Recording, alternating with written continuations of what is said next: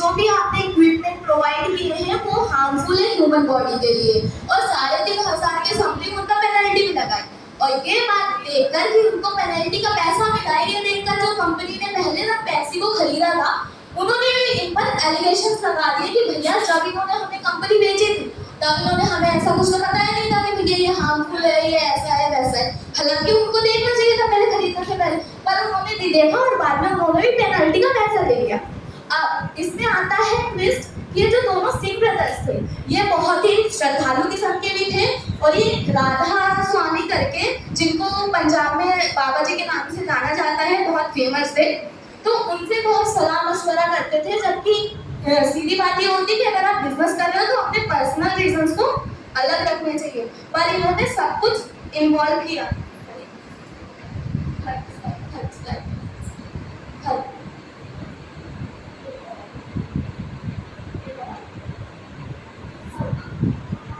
उन्होंने जो है अपने स्वामी जी पर बहुत भरोसा किया, और स्वामी जी उनको बताते थे जो कि धार्मिक थे, पर वो बताते कि तुमको कहाँ इन्वेस्ट करना है, तुमको क्या करना है, और ये लोग उनकी बात भी मानते थे।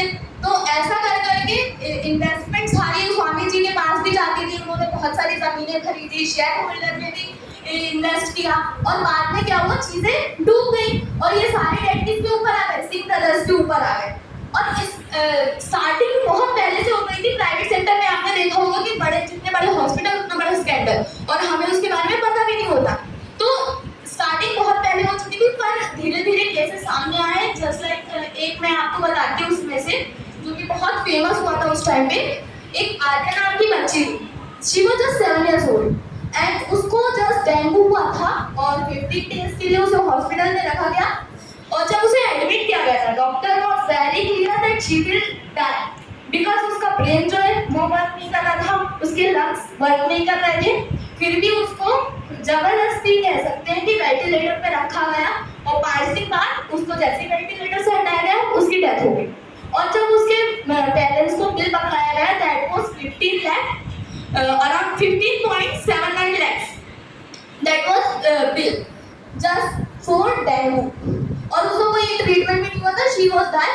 एंड चौंकाने वाली बात ये थी कि बच्ची की जो बॉडी थी वेंटिलेटर की वजह से वो फूल गई थी बॉडी, तो उसके लिए गाउन दिया गया था, उस गाउन का भी पैसा उन्होंने जोड़ा था। तो ऐसे बहुत सारे केसेस थे जो इसमें इन्वॉल्व हुए, और जब ये स्कैंडल बाहर आया उसका सबसे बड़ा रीजन बना डिलॉयट।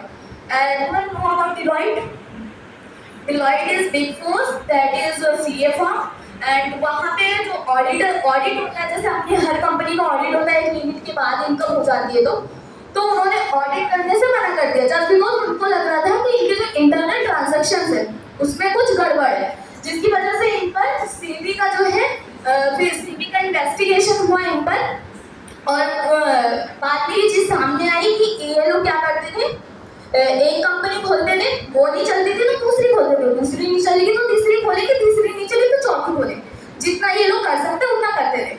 और इसमें ये लोग क्या करते थे, अपनी ही कंपनी का पैसा अपनी ही कंपनी में डालते थे, जस्ट लोन के नाम से, और बैलेंस शीट को मैनिपुलेट करते थे। तो ऐसी बहुत सारी चीजें सामने आई, और जब ये लोग पूरी तरह से डूब गए, इनके राधा स्वामी भी कुछ नहीं कर पाए, क्योंकि उन्होंने भी डुबा दिया था, रजिस्ट्रेट में पैसा डूब गया उनका, तो वो भी इनकी हेल्प नहीं कर पाए। एट दी एंड इन दोनों सिंह ब्रदर्स को क्या करना पड़ा, अपनी पोस्ट से रिजाइन करना पड़ा, जेल जाना पड़ा। और तो ये था फोर्टिस हॉस्पिटल का पतन का कारण। तो मोरल ऑफ द स्टोरी ये है कि हमें अवेयर होना चाहिए। हम अगर बड़े से बड़े हॉस्पिटल में जा रहे हैं, we have to aware what is the price, because जो 15.79 लाख आते के केस में उन्होंने चार्ज किया था, उसमें 1700% का प्रॉफिट मार्जिन निकाला गया था। So that was wrong.